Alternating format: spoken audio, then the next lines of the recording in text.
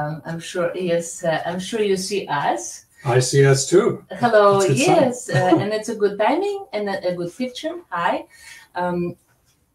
We are in the midst of unusual time, and as people talk about precedented or unprecedented time, we are not going to talk about that because our role is different, and our role is just to simply share with you some stories that will help us to ask new questions about coping.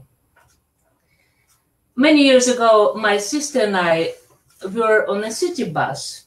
And for you to understand, if you do not live in a large city and you drive your own car, you probably never ended in a situation like that. So what happened was we were getting closer and closer to our stop. And our stop was actually a hub for like a destination. Everybody has to get out on that stop, and then no more people come in. The bus was very full. And my sister was probably 18 and I was 17. And we were coming home from our college classes. For some reasons, that fall, our classes were ending in the evening. So that was probably about like 9 p.m., cold winter, and people were in a hurry to get home, very dark, very dark. And since it's cold, people wear these large, heavy coats and hats. And I remember how, since the bus is so full, when it stops, by inertia, everybody either runs to the front or to the back, especially if you do not have any ability or any space near the pole. Luckily, we were standing near the pole and we both grabbed the pole. And when we started getting closer to the destination, closer to the stop, then by this time, more and more people started getting off. And so the bus was not as full, and we were standing next to each other, but suddenly a very big guy. In Russia, we have this stereotype. This guy looked like a criminal. I mean, he looked like a former or we say ex-prisoner. Tattoos on his hands, and the reason we saw his tattoos, that when our hands were like this is, let's say, this is my sister's hand and this is mine, and so we hold the pole, he came and he simply grabbed both of us. You see, like his paw was so big that he grabbed both of our hands. Wow. And pressed it. And we started kind of moving and trying to squirming to get our hands from underneath of his heavy and very strong hand covered with tattoos. And I remember this dirt under his nails. He was not in the fresh clothes, breathing out this alcohol. Eyes absolutely did not express any intelligence, not a smart even spark in his eyes, and just horrible. And it was really ugly and very scary by itself. But the scariest thing was, people, when we started screaming for help, they simply moved their eyes either away or down and remained sitting. So for 2 stops, we were squirming and screaming, 2 goals. We tried to push him away. We tried to get anybody's attention. No, the bus continues going, people remain sitting, and we just felt like looking at each other in horror. What are we going to do? Because, the closer we were getting to the final stop, the only thought was in our mind was everybody will leave, and actually that's what happened. The doors opened, people rushed out, and we were alone with that monster. 2 young girls. My sister, of course, my problem is, and that's what it comes to coping, when I'm scared, I freeze. I freeze and I'm not able to act. And I can give you quite a few other examples in my life when I was unable to scream. And I'm sure you probably had situations like that. My sister is different. She started not just pulling his fingers off our hands. She stepped on his foot. She was squirming and screaming so loud that finally the driver of the bus heard us, because, you know, he is sitting in his little cabin. Yeah.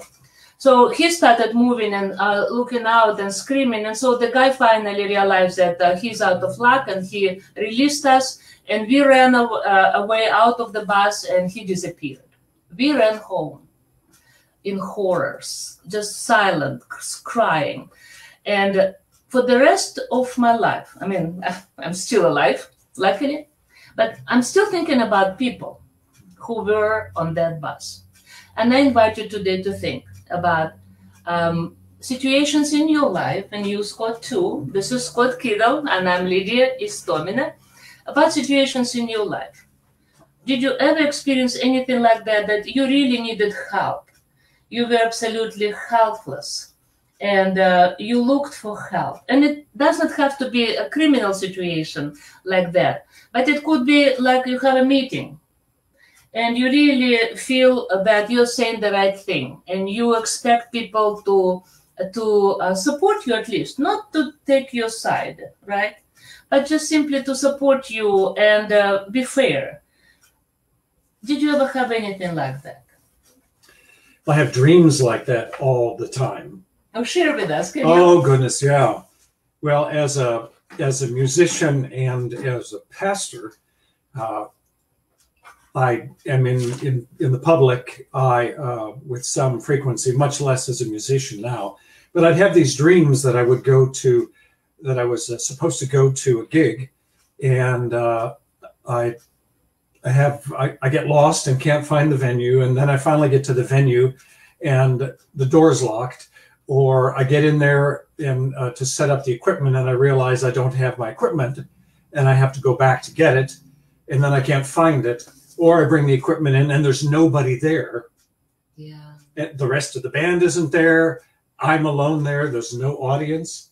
Or I have a dream of I'm supposed to lead a worship service, and I can't find my Bible, or I can't find my shoes, or I can't find my pants, you know, or I go to step into the pulpit to preach, and I can't find the Bible, and I can't find the notes, or there's nobody there, you know.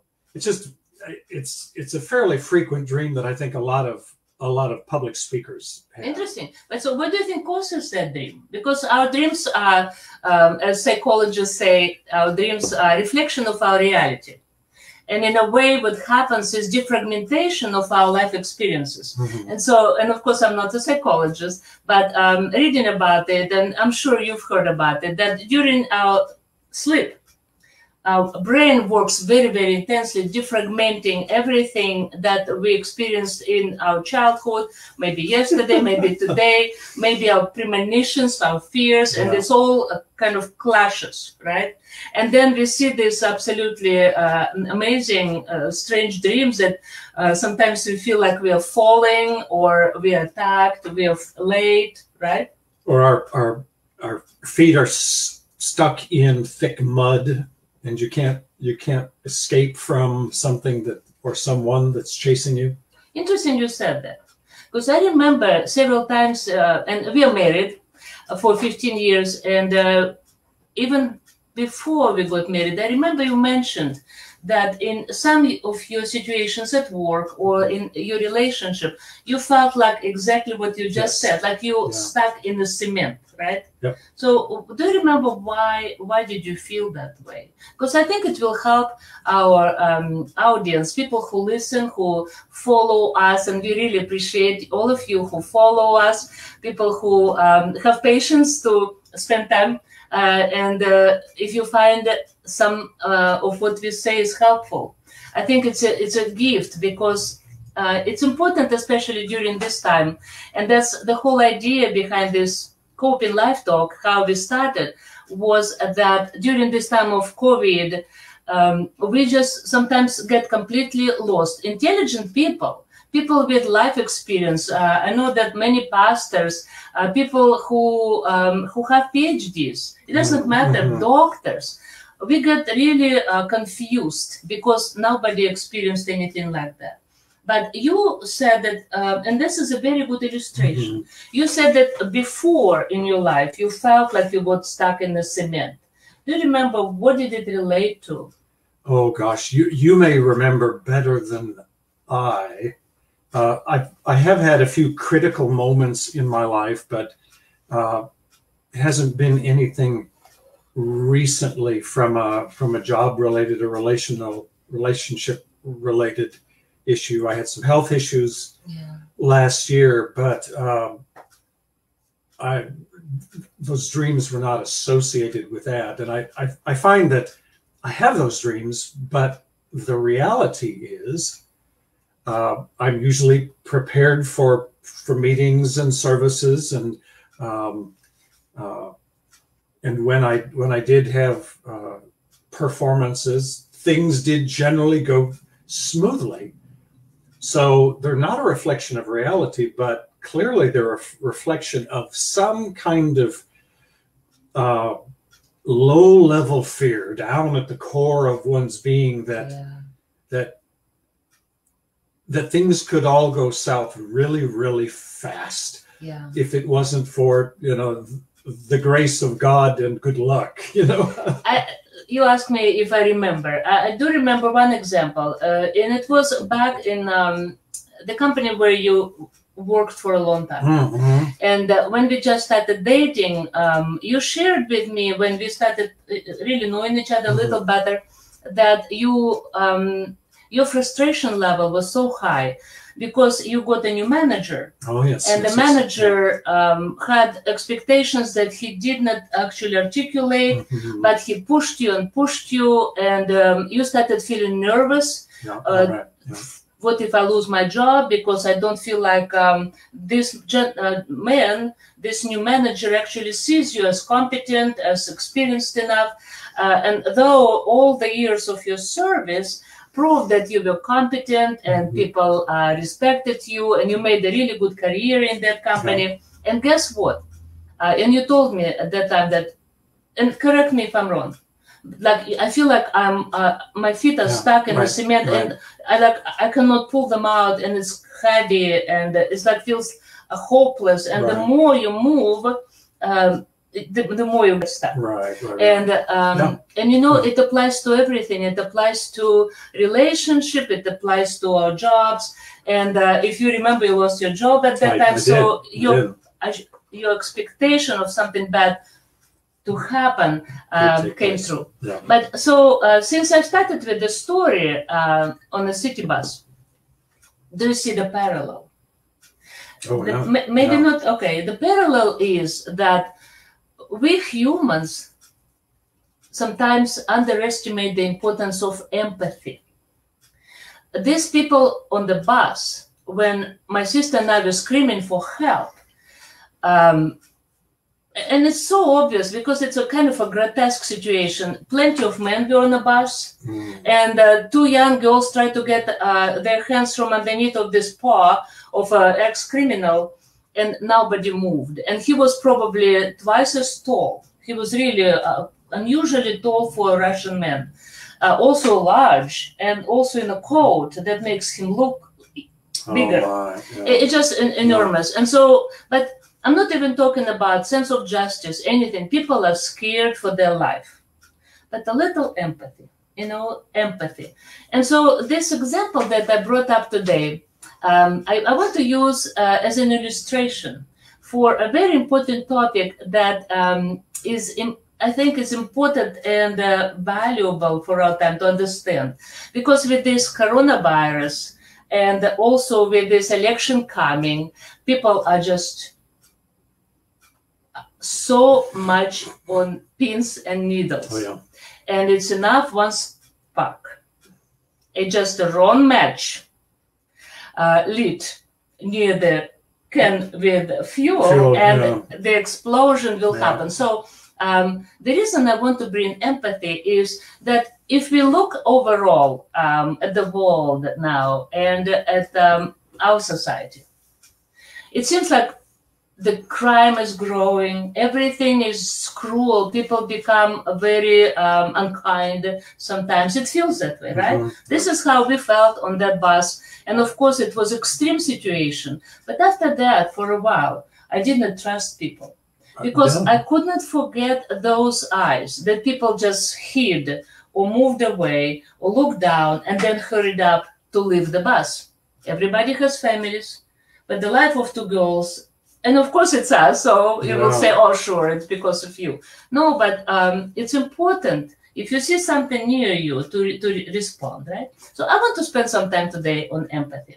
And the reason for that is I was reading this beautiful, this very, very thick book, Steven Pinker, Better Angels of Our Nature. His position is very different from how people see our world. Because we so many times heard on TV, on all these vlogger sites, and on many shows and talks about how violence is growing, and the 20th century was the highest, and the 21st century just started, but it's even worse because people are just so angry, and the hostility goes up. But this author, Steven Pinker, has a different opinion. He believes that violence is actually declining. And of course, it's important to know the starting point, right? It's not like it started yesterday, right, and oh wow, the decline definitely in St. Joseph, Missouri, right? Or Kansas City or Chicago or Moscow, Russia. Did you ever hear that the crime level is going down? Not in St. Joseph. I know it's going up. Yeah. I would be surprised to hear that it's going down in Chicago, where I'm from. Yeah, and I will be very surprised to hear that it's any better in Russia, where I grew up, because in Russia, I remember that when we started our ministry in Russia, one of our ministries, very first ministries, was prison ministry, and we had this city jail that was located right across from the medical university where my mother worked, and it was located next to the Russian Orthodox Church.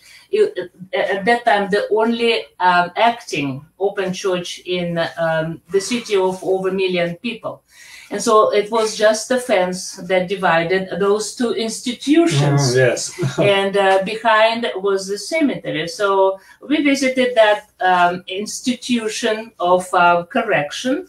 And when we moved to St. Joseph, the first thing I saw was, it's funny, if you exit on Frederick, coming to St. Joseph, and then you drive west, then the first thing you see to the left, like when you have a tour guide, then they will say, oh, look to the left. And this is a monument of such and such, right? Yeah, right. And of course, in Russia, it will be Lenin here, Lenin there at that time, or Lomonosov or Pushkin. So here, it will be, of course, Benjamin Franklin, right? But not in St. Joseph. So the first thing you see on the left side when you enter one of the main streets in St. Joseph is correction facility, right? Oh, right true, there. Yeah. Huge, beautiful building, lots of wire. Grisha, we have a cat here. So lots of wired fence around. And interesting enough, I found that right across the street is mental facility, psychiatric facility that also always hires. So, and of course there is a... What does that mean? I don't know what it is. But it was really depressing to me and surprising that the first two things I saw in St. Joseph, Missouri was the mental facility and psychiatric facility and prison. So anyway, so since I'm from Russia, we have, that there are lots of prisons in Russia, lots of land of gulag and land of correction of those who don't think right. Re-educational. Yes. Mm-hmm. And so, and what I've learned, even in prison, especially in prison, I remember we entered a cell for teenagers. And it was wrong to keep teenagers in adult prison. But at that time, back in the 90s, all prisons were overpopulated. They were full. So 60 teenagers, practically young adults, were in one cell, and we entered. And what we've learned, they had only 20 beds. Wow. And talking today about empathy, what kind of empathy will you see in a prison cell? For them to sleep, and I apologize for this example, but what we've learned from prison guards and from this residents of that cell, that actually was overpopulated by 300%, right? Oh my gosh. So the boys had to sleep with other men who were older to get a right to sleep in bed, not on the floor, because it was not even a space on the floor to stretch. Anyway, this is ugly. So imagine if we apply that example to our whole lives. So then this darkness of inevitability of one day everybody will go to prison, because one day, especially in Russia, when you don't know the law, and our slogan was, ignorance of the law does not take your responsibility away. So it doesn't matter, you don't know the legal codex, but you will be responsible anyway, not knowing that you broke the law. But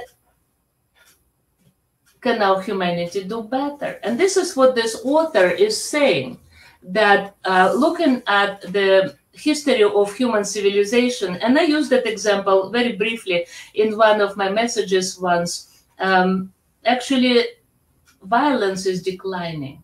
And why? And there are many reasons for that. And of course, 20th century, nobody probably, if you listen, believes that how could 20th century will be of any low violence, or at least lesser violence, lesser evil, right? But this topic really is important to me. Do you think it's important for everybody?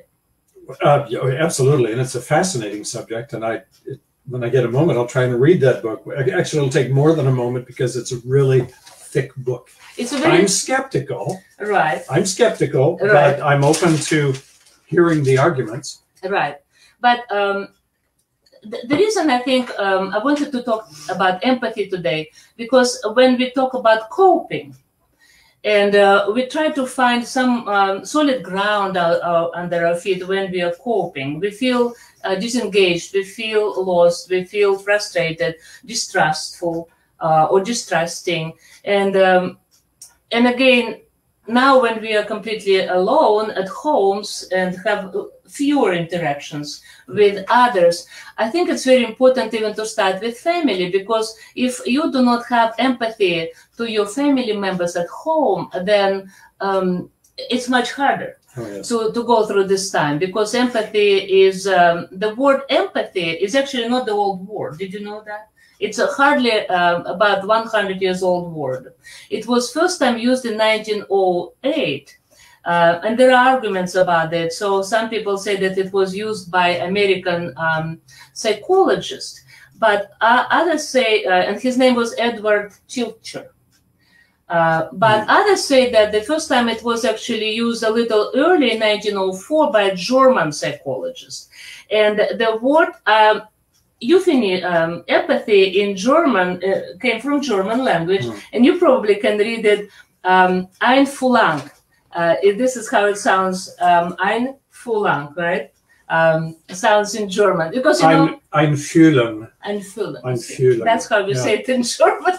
I don't know German. My dad did a little, but so it came from German language, though it's assigned to American psychologists. So the word empathy sometimes is mixed with the word understood as sympathy and compassion. And so again, coming back to that example on a bus, that's what we looked for, my sister and I, compassion. Even if you don't feel like you're strong, women could scream, right? Yeah. But everybody froze. Everybody just froze and took care of themselves. So it was no compassion. But empathy actually is not exactly compassion. Empathy has lots of different ways to be expressed and felt. So if you have a dog, if you have a pet, I actually have a friend, her name is Kay McCoy, Okay. And she has a parrot. And she talks about this parrot like it is actually her family member. And the way she talks about that parrot is empathic. She feels how her bird feels. She laughs with the bird. She told me stories how the bird is actually her security guide. And when anything happens outside of the house, the bird warns her that something is happening. Intruder is at the door. And imagine, so she doesn't have, all children are grown up, so she lives with this bird for 18 years. Amazing. Oh, that's an old bird. Amazing, right? And she knows the food preferences of the bird, of course. She knows the moods. The bird speaks back to her. So if you have a dog, and you take a dog outside for a walk, you probably know how you can be empathic with your dog or cold. I actually realized that we have a dog now, right? Yes, we do. For 6 years. And only during COVID time, I told you, right? I started really growing into my dog's inner mind, I would say that. Before I took it like, okay, it's a dog.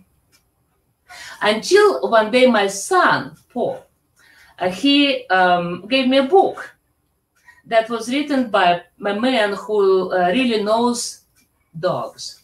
And then I realized I don't treat my dog well. You know, remember I talked to you about it. I realized that, okay, I take a leash, I put my dog on a leash and I go for a walk. It's all about me, right? So I like walking fast, so the dog has to walk fast. But then I've read in that book that dogs actually use their sniffing as reading. So they read. And I thought, well, I'm supposed to know that. But somehow I did not think about that. So all our walks were about me. So do you feel the same way when I take it when I said, Scott, let's go for a walk? Yeah, pretty much. Pretty much? I don't do any reading, though. If I try to read while I'm walking, I'll probably... But, you know, but I noticed that, yeah. After I've read this book, I realized that sometimes it's okay for even dogs' fitness to walk fast. Yeah, but sometimes you have to let the dog just stop and sniff and look and enjoy. And that's... And mark the territory. And mark the territory and read the marks of other dogs. And I realized that it actually develops the brains of the dog. That's empathy. I did not realize that I was not empathic. Wow. To my dog. No, seriously. But now, if you transfer it to another individual, what does empathy mean to you, Scott? Oh, to try to be in touch with the feelings and the needs of another person, your partner. Yeah, and imagine, remember when we shared about your story, how you felt like you stuck in the cement and you could not pull out your feet from this heavy and hardening substance. Mm-hmm. And so what definitely your manager lacked was empathy. He maybe pushed his career, he maybe just came and was absolutely ignorant of another human being's feelings, right? Mm-hmm. And that applies to everything. It applies to our families, it applies to places where we work, a little more empathy. But this book actually, again, Steven Pinker talks about how we can look at the history of civilization of humanity, not from the point of history of violence, but a history of empathy. Oh, wow. Empathy was growing. And the whole history of humanity, if you look back, you find lots of examples of not even heroic actions, but if you remember stories about the World War II, how people in Germany, Germans, gave refuge and shelter to Jewish people, women with children hiding in their basement, families taking care of them, sharing their food with them, trying to transport them somewhere without getting them arrested. So this empathy, yes, it is ability to put yourself either like physically imagining yourself what another person is feeling. You see, empathy is a little different from compassion. How about what's the difference between empathy and sympathy? There's a distinction, but I can't articulate it in the moment. Okay, can you? No, I'm saying I cannot, not at the moment. Sympathy, you sympathize, right? But will you act out of sympathy? You sympathize, yeah. Like let's say Mary lost her husband. You sympathize, right? But you don't feel the same way. And I remember how I took a CPE class at St. Luke Hospital. CPE is a clinical pastoral education. And I was spending there like 3 times a week. And also I was on night shifts in emergency room. And once our professor shared with us a story. And I told you that story, how once being like we go have our rounds for either 24 hours or 12 hours, if it is a night shift. And so if it is a 24 hours, then you enter patients' rooms during the daytime when you can talk to them. And so once she entered the room, my professor, and there was a woman sitting next to her husband who just passed. So she entered the room in the very tragic moment. A woman was about 70 years old, and she was sitting there, not crying, absolutely in a shock, grieving. And this professor said she was a very young woman at that time, herself taking this CPE class. And she decided to act as a chaplain. So she started asking the woman questions and about her husband. And it went well until this woman who still did not cry. But the chaplain, young student, started just weeping. She said she just felt so much sympathy that she started crying. And so much compassion over this aged woman who was left alone and shared the stories about her husband. And then suddenly this woman got so angry at her and she said, "Stop it." And our professor now, she said, "I was shocked. I'm trying to help. I'm compassionate." And this woman said something very interesting. She says, "You have no right. You have no right to grieve over my husband. You never knew him. This is my husband. I lived with him 50 plus years. This is my right to grieve. And I'm not crying." Wow. Imagine that. So that opened my eyes, like what is sympathy, what is compassion, and how we express it. And so sometimes some things are acceptable, but others are not. So that was a good lesson for me. So no, don't overdo it, but act out of empathy. Empathy is different. What you mentioned is putting yourself in the place of another individual, but not just putting yourself, but really experiencing with your skin. You see, having similar feelings. This is what this woman tried to have, but unfortunately that did not appear natural for the widow. Right, so, talking about feelings, what I've read, an interesting definition of empathy is you can actually get outside and look up and stretch yourself up high. And during this time, you have a very different feeling about yourself. You grow. You feel like your lungs opened up. You feel like you have a better ability as a human being to be bigger than yourself. And that's what they explain as empathy, that you suddenly experience something so much bigger than yourself and you feel different.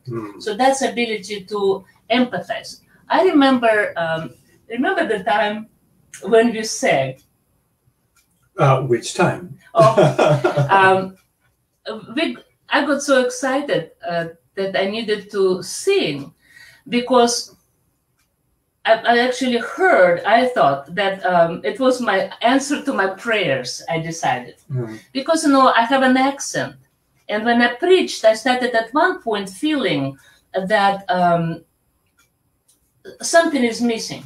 Okay. And I worked on my pronunciation, and I tried to read more. But still, I felt like something is lacking. I would say the same thing in Russian, in my native tongue, the same thing in such a different way, and that will be maybe taken in a different way, maybe more compassionate, much deeper, more synonyms, more expressions, So I definitely at that time lacked, I felt, the ways to express myself fully. Right. And so suddenly I've heard this sing. And when I watched Phantom of the Opera, remember that part? Yes. Sing! How was it? Oh yeah, so that was when the Phantom was in the presence of Christine. Yes. His obsession, and she begins to sing, and he cries out, "Sing!" Yes, sing. Yeah. And so singing, keep it in mind that we will come back to that at the end. What does it do to our bodies, and how does it help us to cope? Right? Sing. Okay, but so. Since we talk about coping and empathy, it's of course all about emotions, how we feel, how we reflect on the world around us. So emotions either make us cold, angry, or they make us compassionate and feel sympathy. But the highest expression of that is empathy. So, because empathy is also action, it makes us do something. And again, that's what happened on that city bus, that people did not have ability to be empathic to these two girls who really were in danger. And so that example of looking up and stretching yourself reminds me of our time when we tried to sing. I started taking lessons, jazz lessons, and I thought I will play the piano and I will sing. And one of my professors was Rich Hill.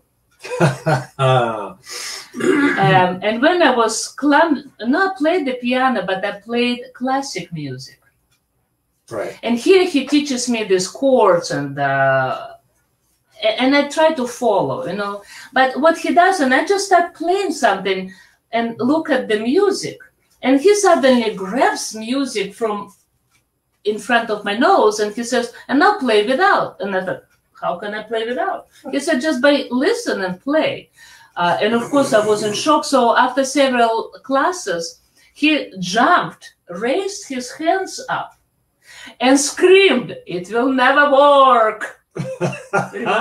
Yes, I do remember that. I was crushed. So no, I felt like he didn't have any empathy toward me, because a little more patience, a little maybe, but maybe I was absolutely hopeless and lacked any talent in music. I don't know. Well, no, I wouldn't say that you lack talent in music. I do have some doubts about his pedagogical techniques. He's very talented. Well, it's one thing to be a talented musician, someone who is capable of playing technically, passionately, colorfully, but it's quite another thing to teach how to do that. That's true. But then we went to another professor, and that was at UMKC, same university, and it was Dr. Beard, who was the kindest, very encouraging man. And I remember, this is where I'm going, because remember I talked about how you stand straight and you raise your hands up and you look up into the sky and you suddenly sense this ability of your body, ability of your soul, ability of your inner, whatever it is there, the box that Dr. Beard taught me about, that vocal box that we have. So your soul, your heart just stretches out and you find a new ability to love, a new ability to be compassionate, and also to feel empathy to another human being. So Dr. Beard, when I came to him so beat up, I just was so disappointed and I lost hope even that I would ever sing. And he started going through exercises, and I thought he will laugh at me and he will just say, "Oh, go home, you're hopeless. It will never work." Like Rich Hill said, Dr. Beard continued trying my voice, continued going down on a scale, then going up, and on the keyboard, and I sing, and he says, "Girl, you have 3-octave voice." And I thought, wow, I might not have it, but it was pleasant. And after that, I took lessons. We probably took lessons from him for 1.5 years. I think so. I still do not sing, but he's dead now. He passed from cancer. But this warm memory of a man who gave me, who had compassion, who I think not compassion, he had empathy, because empathy is also action. And so he simply put himself and sensed. And since he was, like you're right, a good teacher, he knows how to sense the feelings of his students who come scared and who come lost, right? Yeah, and trying many teachers and then finally giving up. And so he told me about this vocal box that has upper part and middle part and low part, and then he said, I just need to mix it all. And then all your octaves will work, they will connect. And that's what he had been helping me with, right? Yes. And you, of course, you have a good voice, so for you, it probably never been a problem. No, it hasn't been a problem. Although as I've gotten older, I find that I don't have quite the same resilience or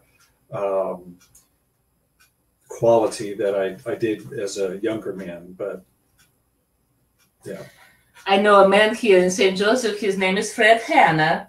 Fred. And he sings at least for over 60 years, he said, because he is now 80. And he started when he was a young boy. And he says even now he has a very young voice. And I asked him several times, I said, how do you keep it? And he said that I just practice every day. Yeah, I do not. But okay, so you see where I'm going? Practicing. Practicing our empathy is like practicing our vocal ability to sing in a full voice. We have empathy, each of us. Each of us, even when we are hurt in life and we make a decision, I will never help anybody because instead of having appreciation, I just got hurt or I lost relationship, maybe lost even some people out of compassion act in a way that maybe they even get sick, especially now. You know, you have to really measure how you run as it used to be, run and help. You have to think, like, will I get infected? Practicing empathy now, it's a little more challenging, but again, empathy is feeling the same way or trying to feel. How will another individual feel in this particular situation or circumstances, right? So empathy does not cost anything, but it makes us, gives us a little better understanding. Like I brought up our animals, I brought up people around us. And why does it matter? So here is where I'm going. Did you ever notice how contagious emotions are? Oh, yes. Okay, give me examples. Yeah. Oh, if you're in a group of people and one person just starts laughing hysterically, after a while, unless that person, you could tell they're clearly out of their minds and you should get away from them. Typically, most people will begin to laugh as well, right? And I'm sure there's some psychology to that, but absolutely. I think many of us experience that, right? Absolutely true. Yes. And they don't know why they're laughing. No. Let me see if you have at the end.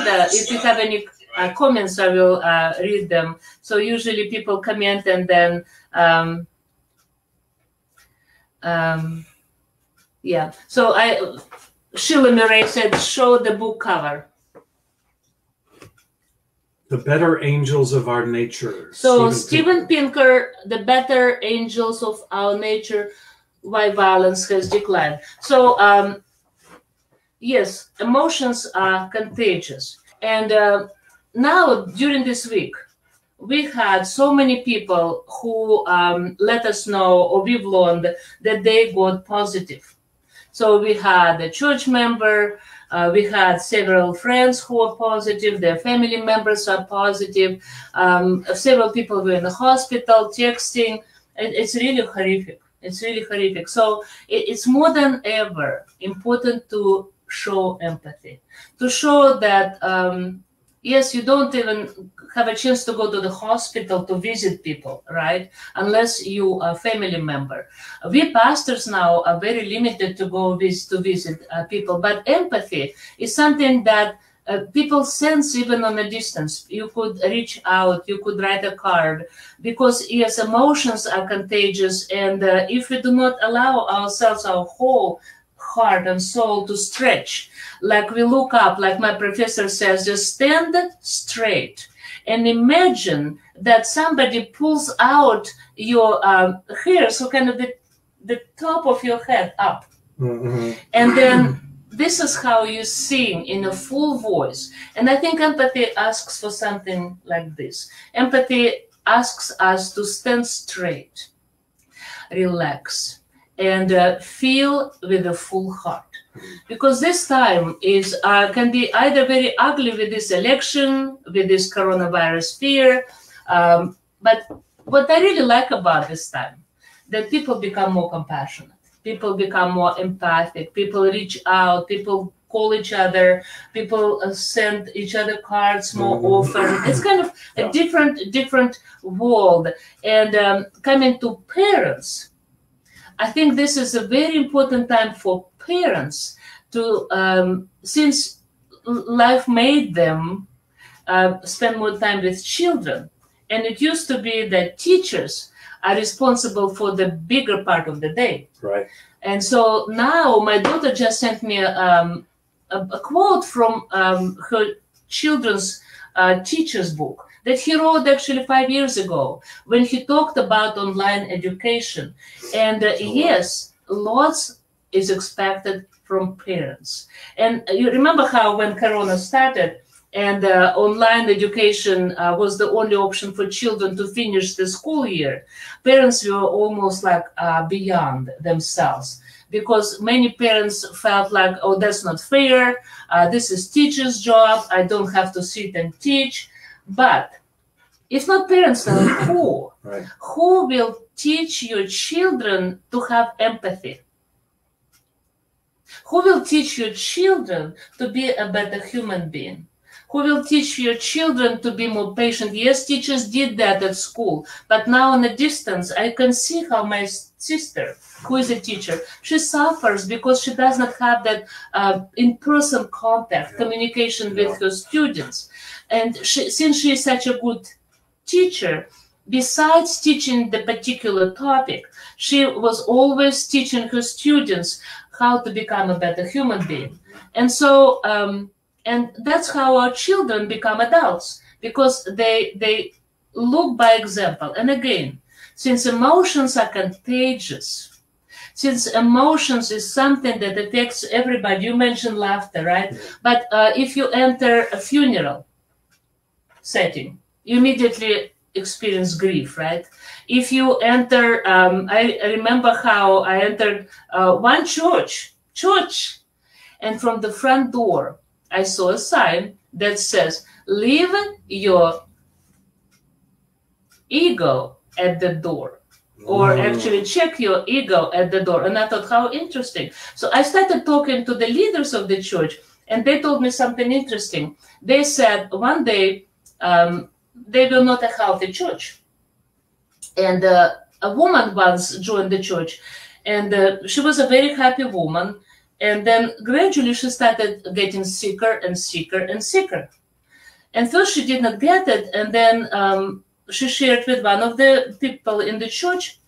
And that person says, you know, it's interesting. When I came to this church, I also started getting sick more often. Oh, wow. And so these leaders actually nailed it down. They realized that because the church was so toxic, new people sense it at the door. And so they were able to figure it out and then really addressed that evil. You know, we name it evil. We name this human evil when we are not kind to each other, when we lack compassion, when we don't have empathy practiced regularly, when our souls is so hardened, you know, by toxicity, that we stop trusting and we come even to church just simply as users, as consumers.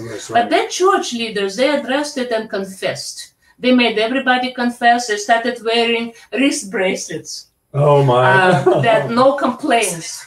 And so they changed that environment from toxicity to a loving, true church environment when everybody loves the neighbor. And so that's where I was going. I wonder how long that took. That must have been.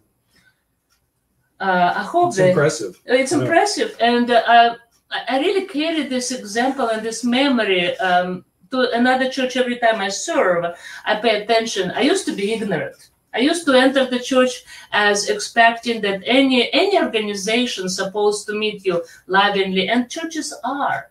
But I know when we have seminars and we share that many pastors, if you get on our close groups on Facebook, women especially share how they're treated, and it's just not right. You know, we Christian people always think of ourselves as more compassionate, more loving, more empathic. Not true. So we need to work on that if we are honest people. And also, of course, it applies to everybody. So to make this book really even more true, I really like this book. I advise you to read it because I want everybody, when we enter any organization, any school class, and hopefully this time we'll come back again, we will be surrounded by people who are empathic, people who are able to feel how you feel when you are in pain, but also they will feel, it's not mind reading. No. But in a way, because it's an ability to, on a kind of spiritual way, to sense what another person needs right now and how they feel, and either just give this person space or really show love. And you will know that because empathy is something that stretches our hearts and stretches our souls. Sure. And how do you think you can raise a child with empathy? Oh, goodness. Well, it certainly starts with your own example, how you treat other members of the family, how you treat that child, right? I look at empathy as being the other side of selfishness. Because when I am self-centered, when I'm thinking about my own needs, my own desires, my own career, my own advancement, my own agenda, my own interests, then I don't have any space to think about the needs, the feelings, the aspirations of other people, and that it really should start in the home. I think it's a tragic thing when it doesn't get taught in the home, and then you have to try to learn it later in life. Yeah. And it's interesting what reading again from this book. Yes, children, they look at us how we act. Mm-hmm. They hear our language, they hear our comments, and they actually follow us. Yeah. Because they feel it's normal. They feel this is example of what my parents do. But what we need to remember that sometimes we are very self-deceptive. So we as parents especially feeling that we are so busy, and we pastors too, and teachers, that we are so busy that sometimes we just overlook how we speak, how we act. And so I just really feel that this is a good time for everybody, before the election, during this coronavirus, to show more empathy, to really think about your neighbors, everybody who is sick. Pray for them. If you are not a believer, just simply reach out, check on them, be sure that everybody is doing well, wear your mask. This is actually a sign of empathy. Because if you know how many of your friends maybe say, I'm not worried. Are you not worried about yourself? Or you are not worried about others who are around you? And that's a question I want to end with today. So I'm not worried. It's all about me. Yeah. So if you remember that, and you go outside of your house, you go anywhere, please just think about not just yourself, think about others. And empathy will help each of us to feel how another individual feels right in this time of corona, right in this time of election, what feelings we experience looking at the news. But comedy is a good thing, because well, in most cases, you know, for the last several days we are on quarantine, and we have more time to between our work and taking care of the house, we have more time to watch movies. And one of them is OA. And that actually was on the background of me choosing this whole topic for today, because it's really dark, and I usually don't like movies like that. It started really, it's a great movie, and it teaches a lot. And the story was written by